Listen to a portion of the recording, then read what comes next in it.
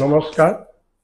আজিৰ পৰা কেইদিনমানৰ আগতে বঙাইগাঁৱত এগৰাকী মহিলা সহকাৰী অভিযন্তা যোচিতা দাস তেওঁ আত্মহত্যাৰ দৰে চৰম পন্থা ল'বলৈ বাধ্য হৈছিলে আৰু তেওঁ যিটো সুইচাইড নোট লিখি গৈছিলে সেই সুইচাইড নোটত তেওঁৰ দুজন জ্যেষ্ঠ বিষয়া গড়কাপ্তানি বিভাগৰ সেই দুগৰাকীও অভিযন্তা, এগৰাকী কাৰ্যবাহী অভিযন্তা আৰু এগৰাকী সেই সমপৰ্যায়ৰ বিষয়া, এই দুইগৰাকী বিষয়াই দীৰ্ঘদিন ধৰি তেওঁ এছিয়ান ডেভেলপমেণ্ট বেংকৰ পৰা 12 কোটি টকাৰে ব্যয় সাপেক্ষ এটা ষ্টেডিয়ামৰ কাম আধৰুৱা কৰিয়েই তেওঁক বিল পাছ কৰি দিবলৈ প্ৰচণ্ড প্ৰেছাৰ দিছিলে আৰু যাৰ ফলত তেওঁ উপায়ন্তৰ হৈ তেওঁ আত্মহত্যাৰ পথ বাছি ল'বলৈ বাধ্য হৈছিল।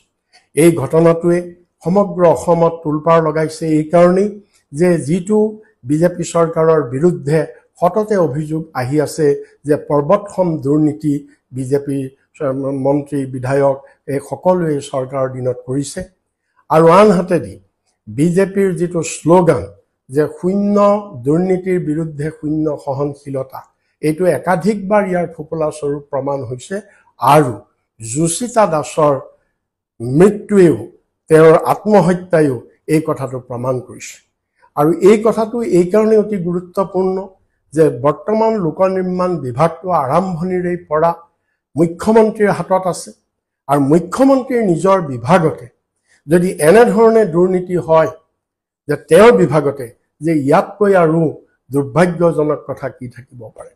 আমাৰ কংগ্ৰেছ দলে সমগ্ৰ অসমত যোচিতা দাসৰ ন্যায় বিচাৰি আৰু এই ঘটনাৰ CBI তদন্ত বিচাৰি আমি এলানি আন্দোলন কাৰ্যসূচী কৰিছোঁ। যোৱাকালিও আমি ধৰ্ণা প্ৰতিবাদ কৰিছোঁ, কিন্তু কোনো ধৰণৰ চৰকাৰে কাৰ্যব্যৱস্থা লোৱা নাইকিয়া আৰু আজি পুনৰ আমি সামাজিক মাধ্যমৰ যোগেদি পুনৰ যোচিতা দাসৰ ন্যায় বিচাৰি আমি এই সামাজিক মাধ্যমৰ যোগেদিও এই প্ৰচাৰ চলাইছোঁ।